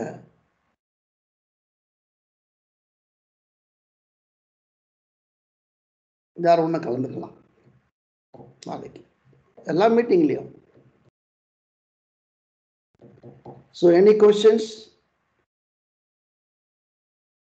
தேங்க்யூ ஐயா, தேங்க்யூ. இதை கந்தசாமி வந்து உணர்வுகளை பேசினாரு, மகரிஷியும் உணர்வுகளை டச் பண்ணியிருக்காரு. அவர் டச் பண்ண உணர்வுகளில் முக்கியமானது ரெண்டு, ஒன்று சினம், இன்னொன்று கவலை. சினம் கவலை ரெண்டுமே வந்து நம்முடைய உணர்வுகள் தான். நம்முடைய உணர்வுகள்னு சொல்லும் பொழுது நீங்கள் சிந்தித்தாலும் சரி, நீங்கள் பேசினாலும் சரி, நீங்கள் செயல் செய்தாலும் சரி, உங்களுடைய ஆற்றல் கழிந்து கொண்டே இருக்கிறது. ஆக நீங்கள் உணர்ச்சி வயப்பட்டாலும் சரி, அது நெகட்டிவா இருந்தாலும் சரி, அது பாசிட்டிவா இருந்தாலும் சரி, உங்களுடைய ஆற்றல் கழிந்து கொண்டே இருக்கிறது. நெகட்டிவா ஆற்றல் கழிந்தால் நஷ்டம் நமக்குத்தான், பாசிட்டிவாக ஆற்றல் கழிந்தால் லாபம் நமக்குத்தான். இதை கருத்தில் கொள்ள வேண்டும். ஆக மகரிஷி உங்கள் வாழ்க்கையை ஒரு லாபகரமான வாழ்க்கையாக மாற்றுவதற்காகத்தான் சினம் தவிர்த்தல், கவலை ஒழித்தல் என்ற இரண்டு உபாயங்களை தந்திருக்கிறார். ஆக சினம் எழாமல் பார்த்துக் கொள்ளுங்கள், கவலைப்படாமல் பார்த்துக் கொள்ளுங்கள். அவை இரண்டும் இருக்கும், நான் இல்லைன்னு சொல்லல. சினமும் இருக்கும், கவலையும் இருக்கும். அதை எப்படி டேக்கிள் பண்றது, அது மகரிஷி சொல்லியிருக்காரு. எதிர்பார்த்தது ஒன்று கிடைக்கவில்லையானால் சினம் எழுவது இயல்பே.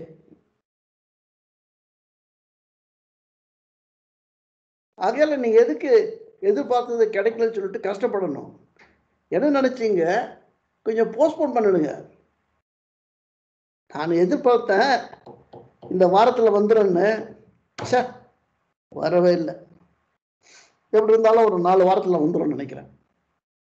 அப்படி தள்ளி விட்டுருங்க. கவலை, கார் வாங்கணும்னு நினைச்சிட்டு இருந்தையா, சொல்ற இஎம்ஐ ரேட்டு அது இது அதெல்லாம் பார்த்தா கார் வாங்கவும் முடியல போல் இருக்கு, ரொம்ப கவலையா இருக்க. என்ன அப்படின்னா, கவலைப்படாதீங்கய்யா. இப்போ வந்திருக்கிற மாடல்லாம் ஓல்டு மாடல், இன்னும் 1 வருஷத்துல புது மாடல் ரிலீஸ் பண்றாங்க. நல்ல ஃபியூல் சேவிங்ஸு, நல்ல சேஃப்டி, லோ மெயின்டெனன்ஸு எல்லாம் இருக்கு. அது கிடைக்க போகுது, ஜாலியா இருங்க. அப்ப ஏன் கவலைப்படணும்?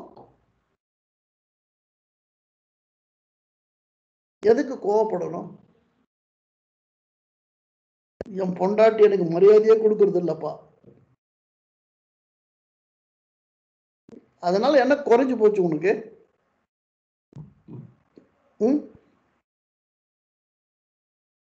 இது ஊரெல்லாம் தெரியுமா? ஊரெல்லாம் தெரியாது, எங்க 2 பேருக்கு மட்டும்தான் தெரியும். எதுக்கு கவலைப்படுற? மாத்தி யோசி, கண்ணாடிய மாத்து. Change your perception, change your feelings, become a happy person. இல்லைங்களா? ஆமாங்க, ஆமாங்க.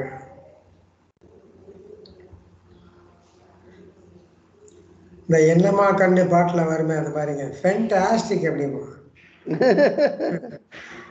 எப்பவுமே ஃபென்டாஸ்டிக்காக ஃபீல் பண்ணால் போதுங்க. அவ்வளோதான். இப்போ கூட என்ன சொல்ல ஃபோன் பண்ணுவாங்க, சார் எப்படி சார் இருக்கீங்க அப்படின்னு. சூப்பர்யா அப்படின்னுவேன், ஃபண்டாஸ்டிக்கா அப்படின்னுவேன். ஒரு நிமிஷம் அப்படியே ஷாக் ஆகி நிற்பாங்க, அப்புறம் கண்டினியூ பண்ணுவாங்க. இப்போ நான் ஃபென்டாஸ்டிக்னு சொன்ன உடனே அவரும் ஃபென்டாஸ்டிக்காக ஃபீல் பண்ணுவார். நான் சூப்பர்னு சொன்ன உடனே அவரும் சூப்பர்.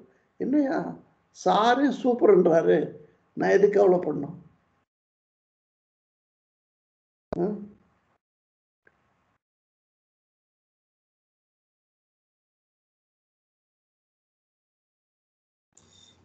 என்ன சார் கோபால் சாமி, ரொம்ப குவைட்டா இருக்கிறீங்க, நிறைய கேள்விங்க கேட்பீங்க. ஐயா நான் லேட்டா வந்தேன், நடுவில் வேற போயிட்டேன். கந்தசாமி ஐயா சொல்றதுக்கு நான் கவனிக்க முடியல. ஓகே, பரவாயில்ல. இப்பதான் நான் கலந்துக்க முடியலையா, அதனாலதான் சாரியா. நான் என்ன சாதாரணமா தயிர் சாதம் சாப்பிடும்போது நல்ல ஒரு ஆவக்காய் ஊறுகாய் இல்லை கோங்குரா சட்னி சாப்பிடுவோம். எதுக்குடான்னா உரப்பா இருக்கும் சாப்பிடும்போதுன்னு. எங்க உரப்பா கேள்வி கேட்கக்கூடிய ஆள் இல்லையேன்னு சொல்லிட்டு நாங்க கவலைப்பட்டோம். நான் எதுவும் கேட்காதனாலதான் அமைதியா இருக்கியா, நான் சாரி. நடுவுல போயிட்டேன், அந்த ஒரு கால் வந்தது, போயிட்டேன். அதனால இப்பதான் வந்தேன், அதனாலதான் sorry. Okay okay right.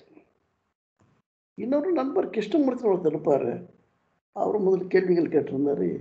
Krishnamurthy, ஆமா இருக்காரு. ஆனா இப்ப ஒன்றும் ஒரு கேள்வி கேட்கறது இல்லை, ஒன்றும் இல்லை, குவைட்டா இருக்காரு. ஓகே பரவாயில்ல, ரைட். என்னவோ தெரியல, நான் பேசினா கூட்டம் கம்மியா வருது. இப்போ நம்ம கந்தசாமி பேசுறாரு, விஷ்ணுபிரியா பேசுறாங்க, லலிதா ஜெகநாதன் பேசுறாங்கன்னா கூட்டம் ஜாஸ்தி வருதுயா. அன்பர்களே, நீங்க அடிக்கடி பேசுங்க. யாரால பேச முடியலன்னு நினைக்கிறீங்க, நான் அவங்கள பேச வைக்கிறேன். எனக்கு 1 மாசம் டைம் கொடுங்க. இந்த கூட்டத்தில் இருக்கிறதுல யாராவது சார் என்னால் பேச முடியல அப்படின்னு சொல்ற ஒரு ஆள் எனக்கு வேணும். அந்த ஆள் எனக்கு 1 மாசம் டைம் கொடுக்கணும். இந்த 1 மாசத்துல அவரை நான் பேச வைக்கிறேன். இது ஒரு சேலஞ்ச். இந்த சேலஞ்சை ஏற்றுக்கொள்ள தயாரா?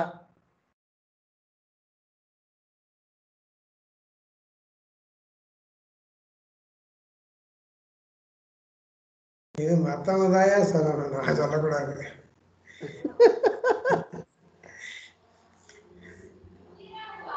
ஐயா கந்தசாமி ஐயா, இந்த நீங்க பேசுனது யூடியூப்ல போட முடியுமா ஐயா, இந்த ரெக்கார்ட்?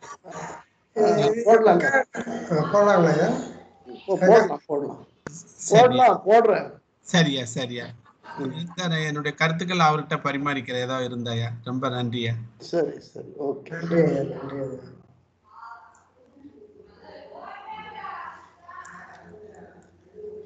இந்த பிராமின்ஸ் வீட்டு கல்யாணங்கள் இல்லைங்கய்யா, கல்யாணம் முடிஞ்ச பிறகு எல்லாம் உட்காந்து இதில் எது நல்லா இருந்துச்சு, எது இம்ப்ரூவ் பண்ணிக்கலாம் அப்படிங்கிற மாதிரி ஒரு கருத்தாய்வு பண்ணுவாங்க. நான் கேள்விப்பட்டதே இல்லையா. இது வந்து ஏன்னா நானும் கேள்விப்படாத விஷயம்தாங்க. ஆனால் எங்கள் பையன் கல்யாணம் பண்ணது பிராமின் பொண்ணு இல்லையா, அந்த பொண்ணுடைய தங்கச்சி கல்யாணத்தில் இது நடந்துச்சு. ஸோ என்னையும் உள்ள உட்கார வச்சு கருத்து சொல்லும் போது எனக்கும் மைக் கொடுத்தாங்க. அப்போ தான் நான் சொன்னேங்க, ஐயா அதாவது ஐயா நீங்கள் தவறான ஆள்கிட்ட மைக் கொடுத்துட்டீங்க. என் முன்னாடி மைக் இருந்தா எனக்கு நிறுத்த தெரியாது, யாராவது நிறுத்திடுங்க என்ன.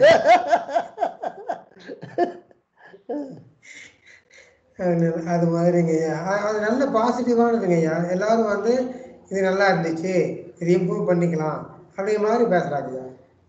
வெரி குட் வெரி குட், ரொம்ப சந்தோஷம் சந்தோஷம். இல்லை, இப்போ நான் ஒரு கேட்ட கேள்விக்கு பதில் வரல. இங்க இருக்கிற கூட்டத்துல யாராவது ஒருத்தருக்கு எனக்கு பேசணும்னு ஆசை இருக்கு, நான் பேச முடியல அப்படின்னு யாராவது இருக்கீங்களா?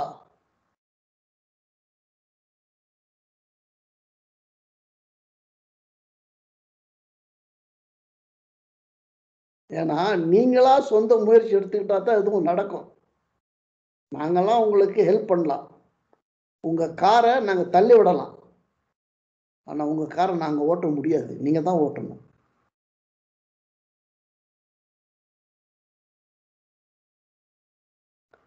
இல்ல உங்களுக்கு பேச விருப்பம் இல்லை? ஐயா எனக்கு கோர்வையா வரமாட்டேங்குது பேசுறது, இந்த தாட்டு ஸ்பிட் ஆயிடுது, நம்மளோட நின்று போகுது. சரி, நீங்க என்கிட்ட தனியா பேசுங்க. சரிங்க.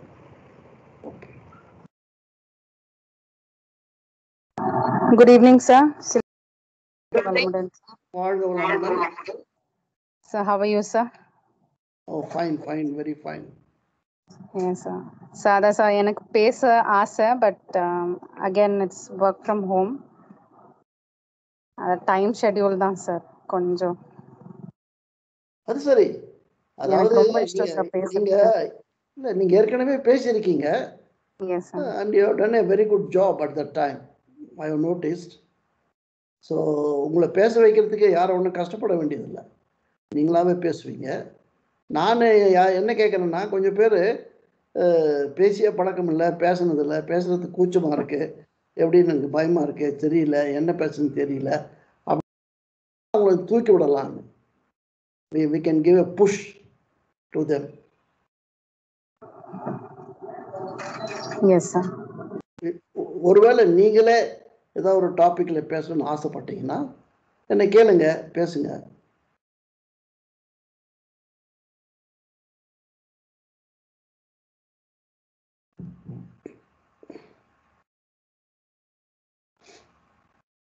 ரைட். அப்புறம்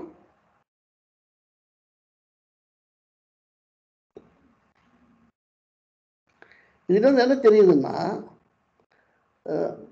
some of us lack initiative, some of us lack a drive, some of us lack something new to do.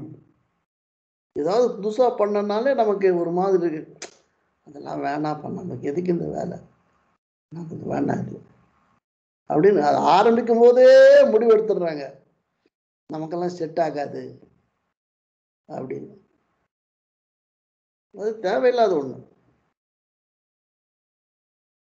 Try பண்ணதானே தெரியும்.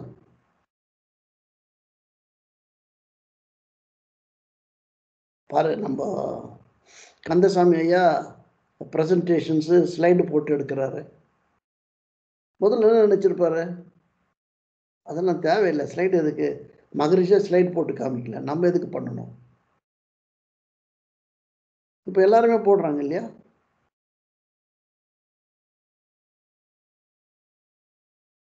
விஷ்ணுபிரியா அவங்களும் சொன்னாங்க, நான் ஸ்லைட் போடல சார், அப்படியே வாயிலே பேசிக்கிறேன்னு.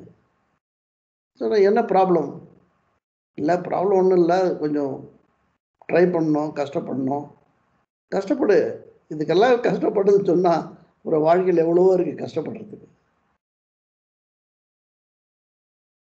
ஸ்லைடு பண்ணிச்சுன்னா இன்னொரு சௌரியம் என்னன்னாங்க ஐயா, சில பாயிண்ட்ஸ், முக்கியமான பாயிண்ட் விட்டு போகாது. எக்ஸாக்ட்லி. Yes sir. ஸ்லைட்ல கூட நீங்க ஃபுல்லா சென்டென்ஸ் எழுத வேண்டியதில்லை, வெறும் புல்லட் பாயிண்ட்ஸ் போட்டால் போதும்.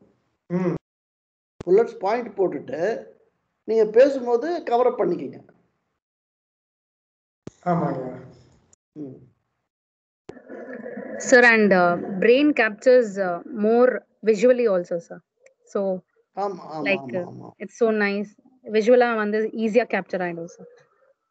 ஆமா, இல்ல, we learn 3 ways. One is called by audio, another one is called by visual, the third one is called kinesthetic. Kinesthetic என்ன, by doing, நம்ம கையால் ஒர்க் பண்ணணும். ஸோ ஆடியோவில் ஒரு 20% ரீட்டைன் ஆகுது மெமரி அப்படின்னா, அது விஷுவலாக பார்க்கும்போது உங்களுக்கு ஒரு 50% ரீட்டைன் ஆகும். அது நீங்கள் கையால் செய்யும் பொழுது உங்களுக்கு ஒரு 70% 80% வரைக்கும் ரீட்டைன் ஆகும் மெமரி.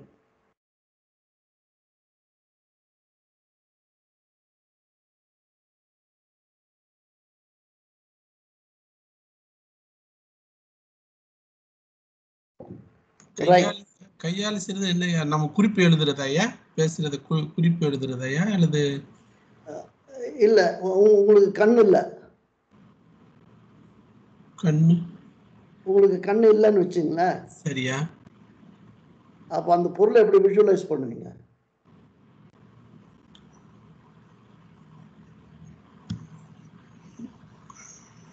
கண்ணு பிறவி கண்ணே இல்லையா அல்லது? அதை விட்டுருங்க ஐயா, கண்ணு இல்லைன்னா கண்ணு இல்லை. சரியா? ஒரு ஒரு பொருளை பத்தி பேசிட்டு இருக்கோம். அந்த பொருளை நீங்க எப்படி விஷுவலைஸ் பண்ணுவீங்க? விஷுவலைஸ் பண்ண முடியாது. ஏன் பண்ண முடியாது? எந்த பொருளையும் இதே தெரியாது இல்லையா? தெரியலன்னா கையில பிடிச்சு பாரு, கையில தூக்கி பாரு, தொட்டு பாரு, தடவி பாரு, அழுத்தி பாரு. ட்ரெயின்னு சொல்றீங்க, ட்ரெயின் பக்கத்துல இப்ப இல்லை இல்லையா? அது தெரியாது இல்லையா? பக்கத்துல கூட்டு போய் விடு. சரியா? பின்ன அது எப்படி விஷுவலைஸ்? ட்ரெயின் பக்கத்துல விட்டா அவரோட யானையத்தோட எறும்பு தடவை. இது விட்டு ஒரு சின்ன எக்ஸாம்பிள் சொல்றேன். சரியா? நீங்க பாட்டு கத்துக்கணும். அது கேட்டு கத்துப்பீங்களா இல்ல பார்த்து கத்துக்குவீங்களா?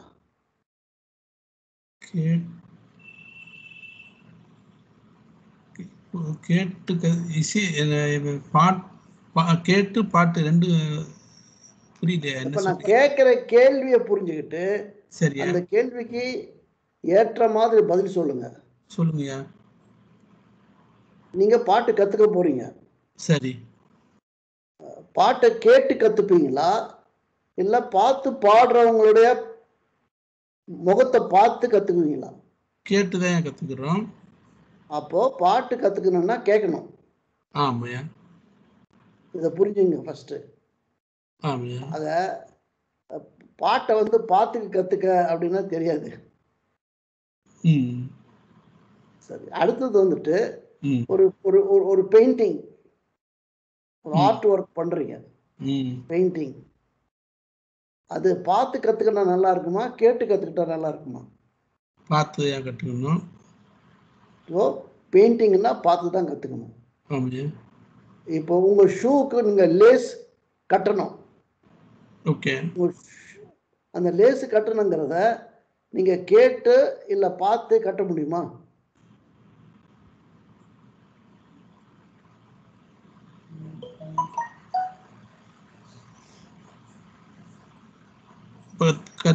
கத்துக்கலையா? ஆமா, ஒருத்தர் வாயில சொல்லுவாரு, இடது கையில் இருப்பதை வலது கைக்கு மாற்றி வலது கை பெருவிரலை கீழே வைத்து அழுத்தி இழுத்து கட்டவும். கட்டுவீங்களா? அப்படி கத்துக்கிறது நல்லா இருக்குமா பார்த்து கத்துக்கிறது நல்லா இருக்குமா இல்ல செஞ்சு பார்த்து கத்துக்கிறது நல்லா இருக்குமா? செஞ்சு பார்த்து கத்துக்கிறது நல்லா இருக்கு. அதுதான் நீங்க எதை கத்துக்கிறீங்கள பொறுத்து எதுக்கு முக்கியத்துவம் கொடுக்கணும் இருக்கு. புரியுதா? சரி. பாட்டு கத்துக்கணும்னா கேட்டு கத்துக்கணும். ஒரு படம் வரைய கத்துக்கணும்னா பார்த்து கத்துக்கணும். ஒரு பொருளை செஞ்சு பார்க்கணும்னா அதை செஞ்சுதான் கத்துக்கணும். ஒரு டை கட்டணும். டை கட்டுறதுக்கு உங்களுக்கு தியரிட்டிக்கலா சொன்னா கட்டிடுவீங்களா தைய? Okay okay. அதாவது நான் எல்லா பொருளுக்குமே அந்த மாதிரி நீங்க சொல்லி நினைச்சிட்டேன். எல்லா இதுக்கும் ஒரு பர்టిక్యులர் இதுக்கு அது மாறுது. சரி சரி சரி. மாறுது. ஆனா இந்த மூணு ஒண்ணா சேர்ந்தா அது சூப்பர். Okay okay. இந்த மூணு ஒண்ணா சேர்ந்தா அது சூப்பர்.